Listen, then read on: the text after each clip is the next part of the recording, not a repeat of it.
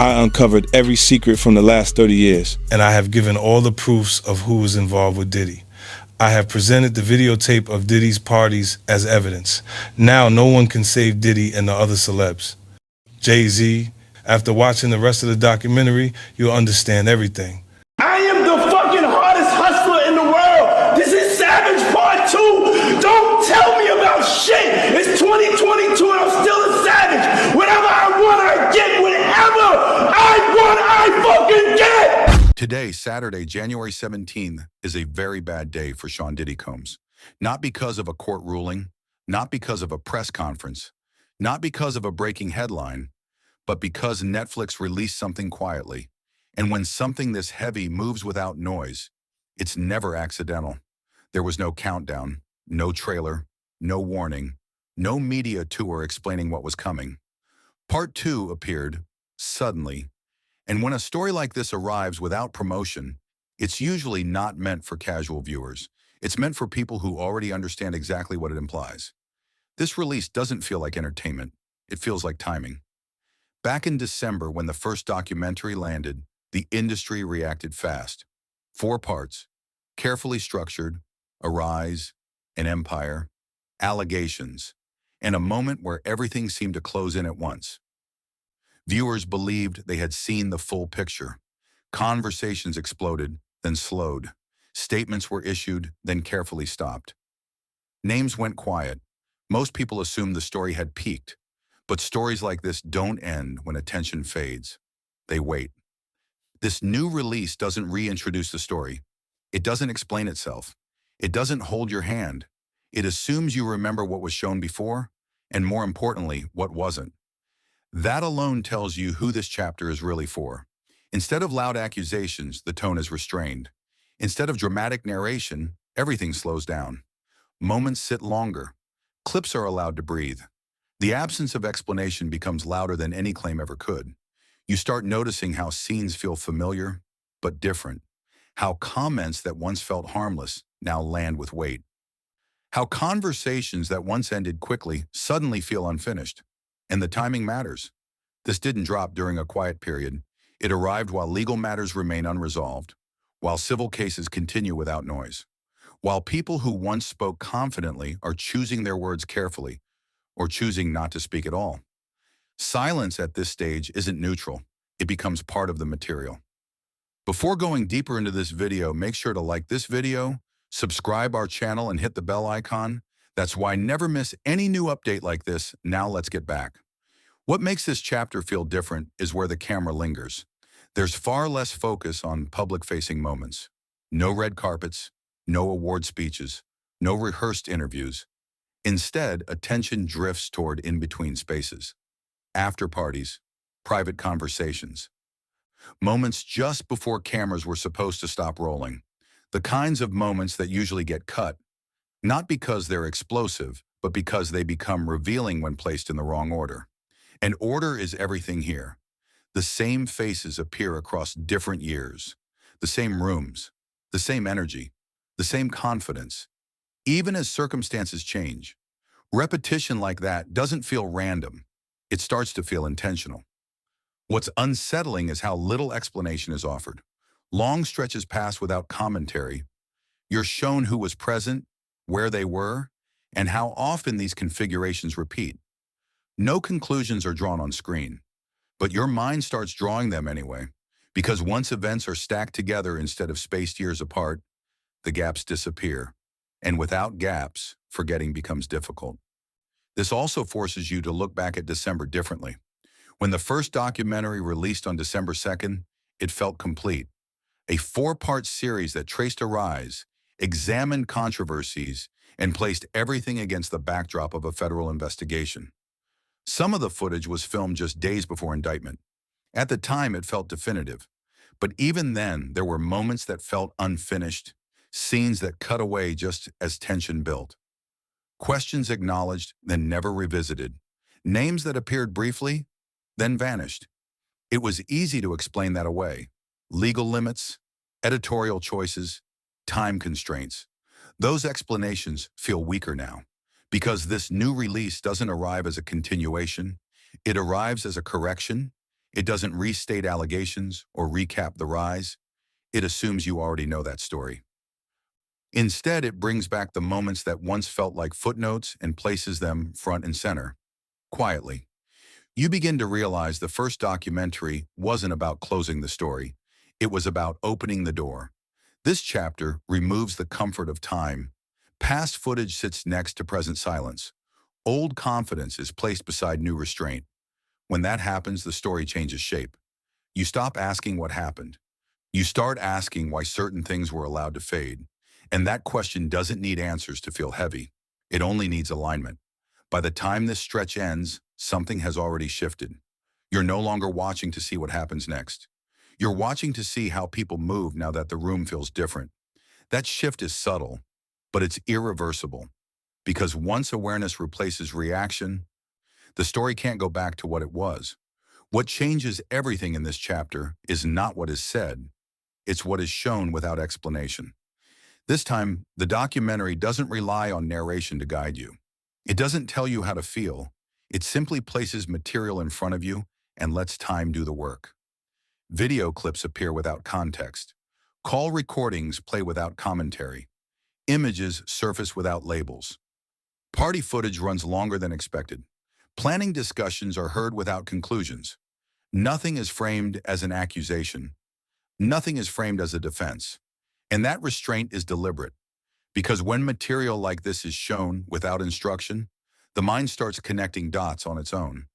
You begin noticing patterns instead of moments, repetition instead of coincidence, familiar faces returning across different years, different locations, different circumstances, always close enough to matter. The documentary doesn't say, "This means something." It lets proximity do that. What feels different immediately is how compressed everything becomes. Events that once felt years apart now sit side by side. Old confidence is placed next to present silence. Casual comments from the past are heard against the weight of what exists now. And once those timelines collapse, the comfort of distance disappears. Distance has always been the greatest protection. Time softens memory. Spacing dulls scrutiny. This release removes both. You start recognizing how often the same environments repeat. The same rooms, the same private settings, the same energy that doesn't change even when circumstances do. When that repetition keeps appearing without explanation, it stops feeling accidental. And then there's the absence of reaction. There's no loud rebuttal, no dramatic denial, no aggressive attempt to shut the narrative down. Instead, there's restraint, carefully worded statements, silence where clarification would normally appear, a posture that feels less like confrontation and more like waiting. If none of this mattered, waiting wouldn't be necessary. This is where the documentary becomes unsettling in a quiet way. It doesn't escalate, it doesn't shock, it slows everything down. It gives the viewer time to sit inside moments that were once easy to move past. And sitting changes things. You start hearing tone differently. Pauses feel longer. Smiles feel more practiced. Not because the footage changed, but because the context did. This is also where legal reality begins to press in without ever being named directly. The documentary doesn't rehash court details. It doesn't summarize verdicts. It assumes you already know the stakes. And that assumption alone signals confidence. Confidence that the material doesn't need explanation to carry weight. You begin to understand that this isn't about reopening a case. It's about examining what lived alongside it, the behavior around it, the adjustments that followed, the way visibility narrowed while influence remained intact. Silence again becomes central. Not the silence of absence, but the silence of discipline. Discipline in what gets addressed, discipline in what gets avoided, discipline in how often explanations stop just short of clarity. That pattern starts repeating too, across different moments, across different years, across different pressures. Repetition doesn't need proof to feel real. It just needs consistency. And consistency is what this chapter quietly exposes. By now, the viewer isn't watching for revelations. They're watching for alignment, for how past behavior sits beside present posture, for how narratives adjust when scrutiny doesn't fade, but matures. This is no longer about shock. It's about recognition. Recognition that certain stories didn't end, they were paused. Recognition that attention didn't disappear, it was redirected. Recognition that silence didn't mean resolution, it meant strategy. And once that recognition sets in, it doesn't leave when the screen goes dark. Because now every old clip feels current, every new silence feels intentional. Every future move will be read against everything that's already been seen. That's the real weight of this chapter. Not that it tells you something new, but that it rearranges everything you thought you already understood. By the time this chapter reaches its midpoint, the focus quietly shifts from material to behavior. Because footage can be debated, recordings can be contextualized, images can be dismissed as moments frozen out of time. But behavior is harder to explain away. What the documentary begins to highlight, without ever pointing directly at it, is how responses change once awareness sets in, how posture shifts, how language tightens, how engagement becomes selective instead of open. You start noticing how carefully everything is handled now. Statements don't disappear, they become shorter. Visibility doesn't vanish, it becomes controlled. Questions aren't rejected, they're acknowledged abstractly then left unresolved. This pattern isn't loud enough to spark outrage, but it's consistent enough to spark recognition. And recognition is far more dangerous than reaction, because reaction burns fast. Recognition stays. The documentary lets this play out slowly. It places older moments next to newer restraint, confidence from the past beside caution in the present. And when those two versions sit side by side, something becomes clear without ever being said. Time didn't change the story. Pressure changed the behavior.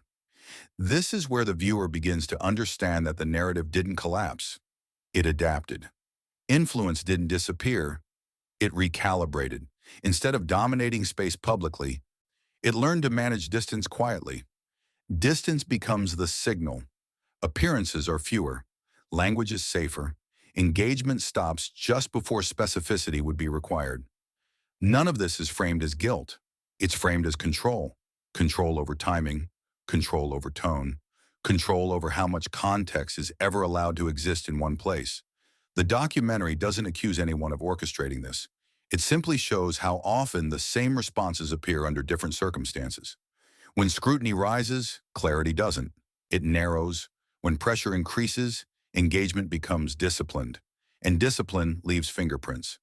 You start seeing how often time is relied on to soften questions instead of answer them. How pauses are used as insulation. How silence is framed as dignity, patience, or maturity, even when it appears at the same points again and again. That repetition matters, because repetition turns coincidence into pattern. This is also where the emotional tone shifts again. Not toward anger, toward inevitability. The sense that this isn't a story that's spiraling out of control. It's a story being managed carefully, piece by piece. And management only exists when there's something to manage. By now, the viewer isn't asking whether the material is damaging. They're asking why the response looks the way it does, why engagement stops where it stops, why certain questions never receive follow-up even when time passes. Those questions don't demand proof, they demand explanation. And explanation is exactly what's missing. The documentary allows that absence to sit. It doesn't rush to fill it. It trusts the viewer to feel the weight of what isn't being said, to notice how often silence arrives not at the beginning of controversy, but at the moment where alignment would force accountability. This is where awareness replaces curiosity. You're no longer watching to see what happens next. You're watching to see how people move now that the room feels different. And once the room changes, instinct takes over. Instinct chooses caution over clarity, distance over explanation, time over resolution. The documentary doesn't challenge that instinct. It observes it. And observation, when sustained, changes everything.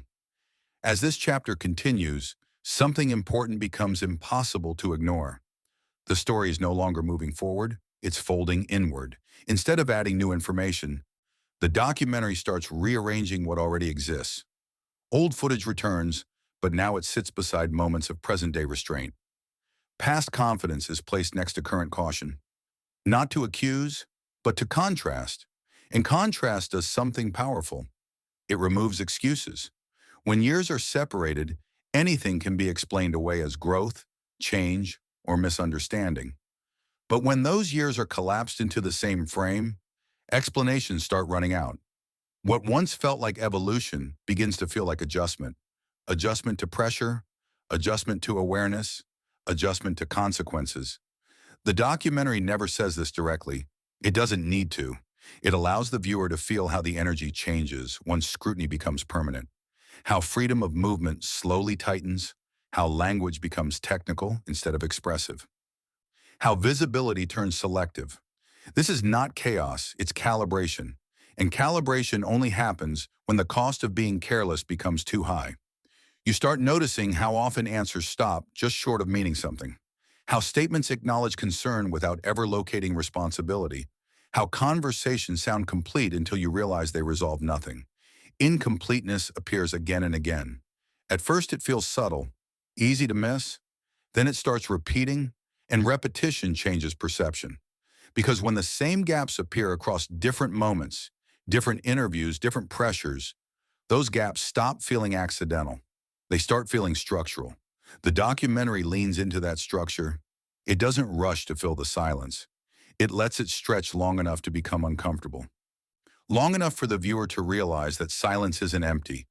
It's doing work. It's delaying. It's buffering. It's protecting space.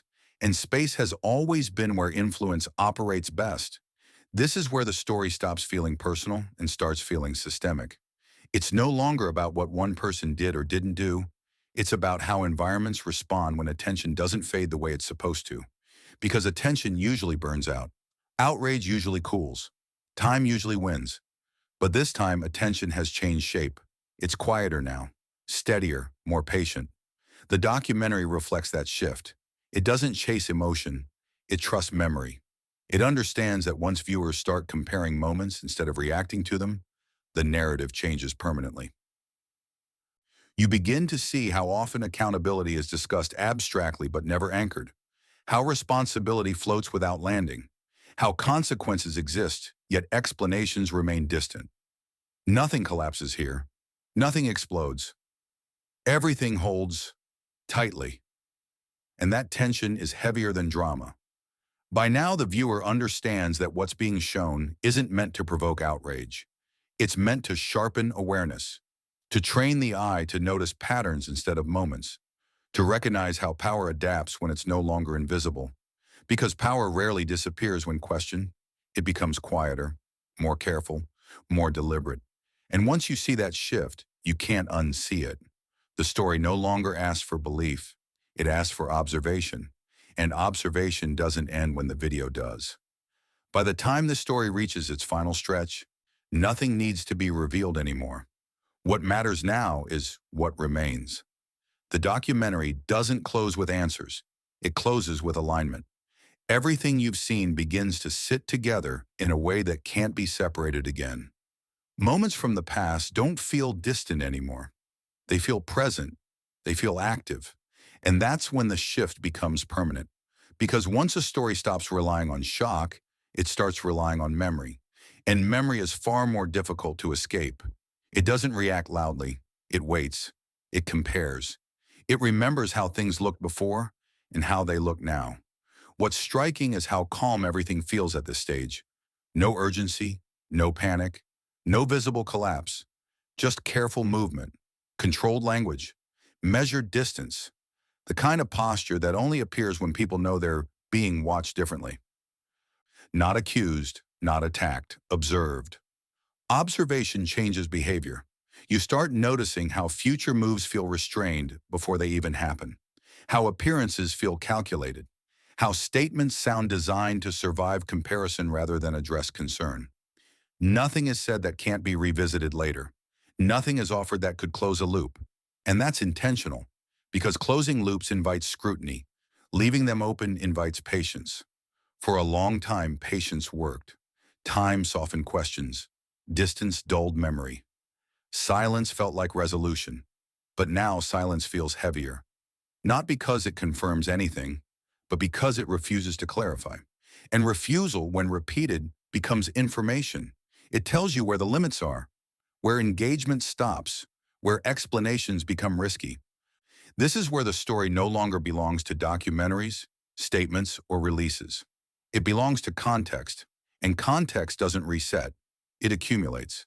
Every old clip now carries new weight. Every past quote sounds different. Every pause feels intentional. Not because the material changed, but because the audience did. The documentary doesn't demand outrage. It doesn't chase belief. It does something quieter and far more disruptive. It teaches viewers how to watch, how to notice patterns, how to recognize consistency where randomness was once assumed. And once people learn that, the story can't be managed the same way again. Because management relies on fatigue, and fatigue relies on reaction. What's happening now isn't reaction, it's awareness. Awareness doesn't burn out, it settles in. It follows every future decision, every appearance, every absence. By now, the viewer isn't waiting for another chapter. They're watching reality unfold with a different lens. And that lens doesn't turn off when the screen goes dark. That's the real ending here. Not closure, not resolution, but a permanent shift in how the story is seen. Because once attention stops being loud and starts being steady, silence stops working the way it used to. And from this point forward, every move will be read in that quiet, unforgiving light. What happens after this point is quieter, but far more revealing. Once a story reaches this stage, nothing dramatic needs to occur for pressure to exist. The pressure is already built in. It lives in comparison, in memory, in the way every new moment is automatically weighed against everything that came before it. That's when control becomes harder to maintain. Because control depends on predictability, on the assumption that attention will drift, that curiosity will move on, that silence will eventually feel like resolution. But when awareness settles instead of spikes, those assumptions start to fail. You can see it in how carefully the future is being approached. There's hesitation now where there used to be confidence. There's distance where there used to be familiarity. There's restraint where there used to be ease. Not because something new has been revealed, but because everything old is being seen together for the first time. This is where power usually expects fatigue to win, where the cycle should reset, where the audience should get bored and move on. But boredom doesn't arrive when people stop reacting emotionally and start observing structurally. Observation is patient. It doesn't rush. It doesn't demand answers immediately. It waits for consistency, and consistency is unforgiving. Every appearance now feels intentional. Every absence feels like a decision. Every statement sounds designed to survive future replay, because replay is the threat. When people begin replaying the past with present awareness, the insulation of time disappears. Jokes don't land the same way. Confidence doesn't read the same way. Silence doesn't feel neutral anymore. Silence becomes positioning. This is the phase where narratives don't collapse. They harden. They settle into shapes that are harder to change. Not because they're proven, but because they're remembered. And memory doesn't need confirmation to exist. It only needs repetition. The documentary understands this. That's why it doesn't rush toward an ending.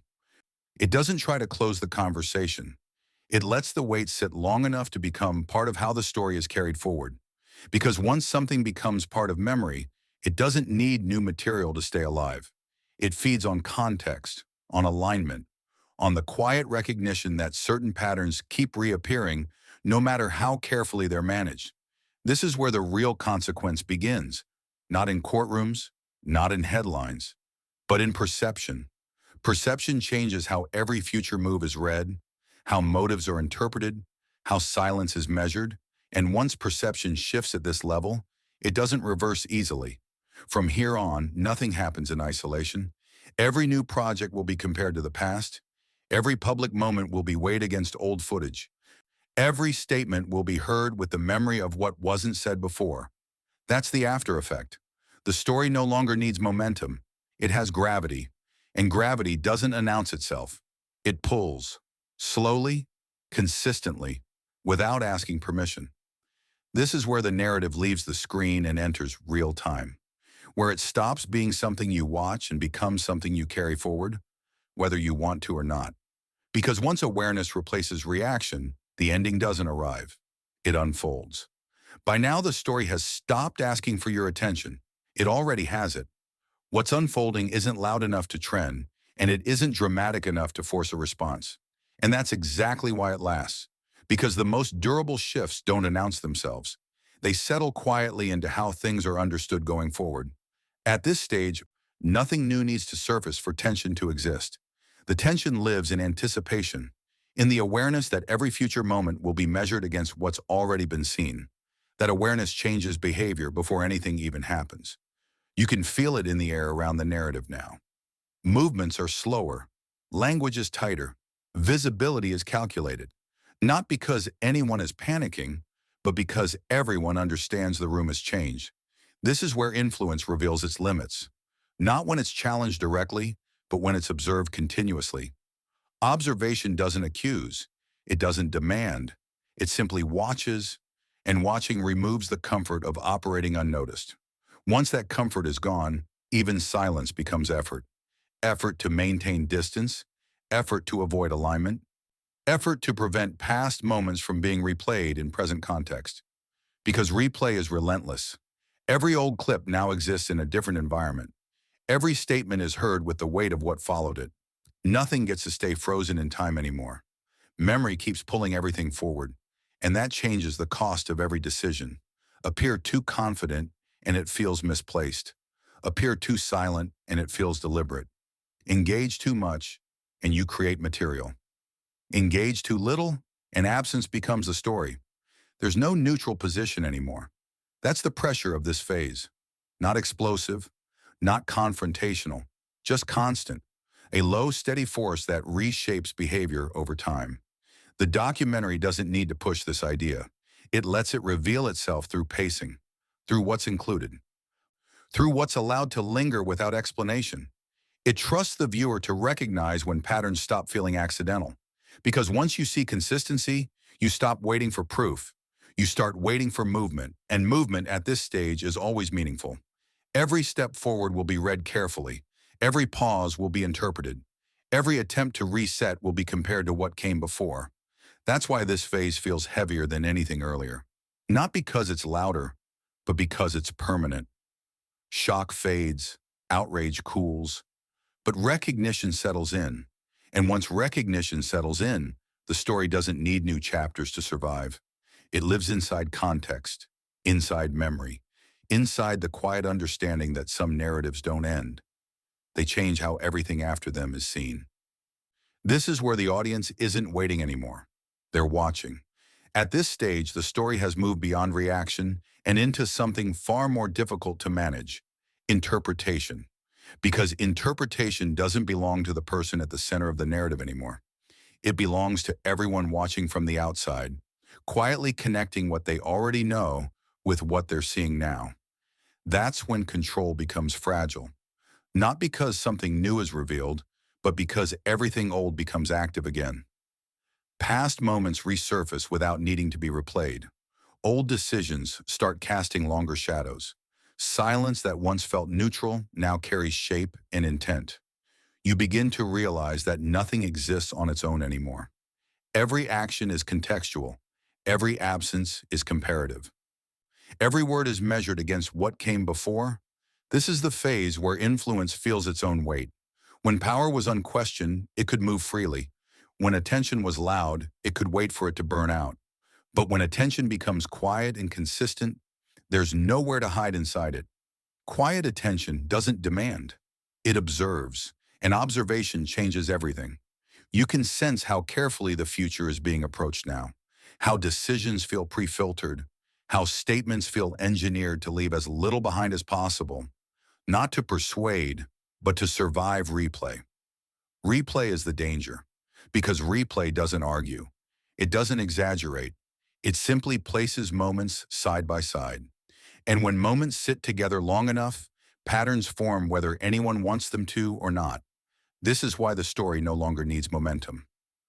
Momentum implies movement forward. What's happening now is accumulation, layer after layer of memory, alignment, and recognition stacking quietly on top of each other. Accumulation doesn't rush. It doesn't peak. It doesn't fade. It waits. The documentary understands this. That's why it never pushes toward a dramatic ending. It leaves space. Space for the audience to carry the story forward on their own, without being told how to feel or what to conclude.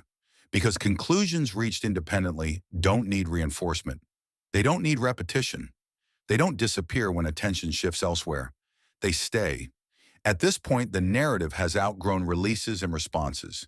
It lives in how people interpret future silence, in how they read future appearances, in how every new move is viewed through the lens of everything that's already settled into memory. That's the quiet transformation that's taken place. The story didn't explode. It didn't collapse. It set in. And once something sets in at this level, it doesn't need to announce itself to remain powerful. It simply waits for the next moment to be measured against it. By now, the story has reached a point where answers almost feel irrelevant. Not because they wouldn't matter, but because the absence of them has already changed the landscape. When explanations are delayed long enough, people stop waiting for them. They start reading everything else instead. This is where meaning shifts. You notice how attention no longer spikes around announcements, how silence doesn't create confusion anymore. It creates interpretation. How even neutral moments are no longer neutral once they're placed against everything that came before. Context has taken control. At this stage, the narrative isn't being driven by releases or responses. It's being driven by memory, by the quiet accumulation of moments that never quite resolved, now stacked too closely together to ignore. That's when the pressure becomes self-sustaining. No one needs to say anything for it to exist. No one needs to accuse. No one needs to escalate. The weight is already there. Every future move now carries an invisible calculation, not just about what to say, but about what saying anything at all might activate. Because every word risks reopening alignment. Every appearance risks comparison. Every pause risks being read as intention. There's a reason this phase feels so controlled. Control isn't about dominance anymore. It's about containment. Containment of narrative, containment of exposure, containment of anything that could reconnect old moments with present behavior in a way that feels too clear. Clarity is the threat now, not dramatic clarity, structural clarity, the kind that doesn't rely on belief, only on sequence. You can feel how carefully time is being used again, not to resolve, but to stretch, to create space where pressure can dissipate slowly instead of collapsing suddenly. That approach has worked before. It's familiar. It's practiced. But familiarity cuts both ways, because the more often a strategy repeats, the easier it is to recognize. And recognition is where this story has settled. People aren't asking what happened anymore. They're asking why the responses always arrive in the same shape. Why engagement stops at the same boundary. Why silence appears at the same moments, regardless of circumstances. Those questions don't need confirmation to matter. They only need consistency. This is where the narrative becomes durable, not viral, durable. It doesn't spike and disappear. It embeds itself into how future events are interpreted. Every new silence will echo older ones. Every careful statement will be measured against past restraint. Every attempt to move forward will carry the weight of what was never fully addressed. And once that happens, the story doesn't need to be retold. It's already been learned. This is the phase where the screen could go dark and nothing would be lost. Because the audience isn't watching for more information anymore. They're watching for alignment. And alignment, once noticed, doesn't unnotice itself. By the time the story reaches its end, it no longer feels like something unfolding in real time. It feels like something that has already settled into place. Nothing dramatic closes it. No statement, no resolution, no moment that tells you it's over. And that's exactly why it lingers. Because the most lasting stories don't end with conclusions. They end with perspective. With the quiet understanding that what you've just watched has permanently changed how everything else will be seen. At this point, the narrative doesn't belong to releases, interviews, or documentaries anymore. It belongs to context. And context doesn't reset when attention moves on. It stays active. It keeps reappearing every time something new enters the frame. That's the after effect. Every future appearance will feel measured. Every statement will sound filtered. every silence will feel intentional. Not because anything new is being hidden, but because everything old is now visible at once. The power of this story was never in shock. It was in accumulation, in how moments that once lived far apart were brought close enough to touch, in how time stopped protecting behavior and started exposing pattern. Patterns don't accuse, they reveal. And once a pattern is seen, it doesn't disappear just because the screen goes dark. This is where influence meets its limit, not through confrontation, but through awareness. Awareness that doesn't react loudly, doesn't demand answers immediately, and doesn't fade when the cycle moves on. Awareness waits. It watches how distance is created, how language tightens, how engagement becomes selective, and it remembers. The documentary didn't tell you what to believe. It showed you how to observe, how to compare, how to notice when silence stops being neutral and starts becoming information. That lesson doesn't end here. From this point forward, every move will exist in a larger frame. Every pause will be measured against what came before. Every attempt to move on will carry the weight of what never fully resolved. That doesn't mean the story will explode. It means it will endure. Because endurance doesn't need momentum, it needs memory, and memory has already taken hold. So when the screen goes dark, nothing feels finished.